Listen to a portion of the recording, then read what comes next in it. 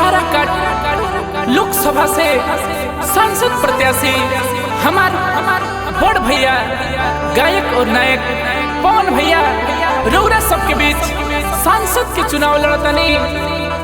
रौरा सबसे निहोरा बा ए चाचा ए चाची अपन कीमती वोट पवन भैया के देवे के बा और भारी से भारी मत से विजयी बनावे के बा। और सुनो बन के सेवक रौए सबके आइल बाड़े,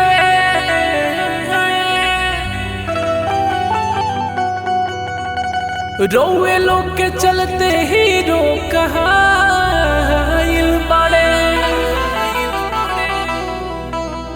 अपना बेटा के नेता बनाई सभे,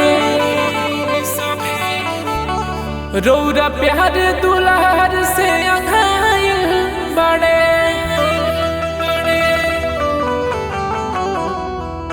अभी के नहीं खेके हो के झांसा में, अरे किए चाची हो ना झांसा में।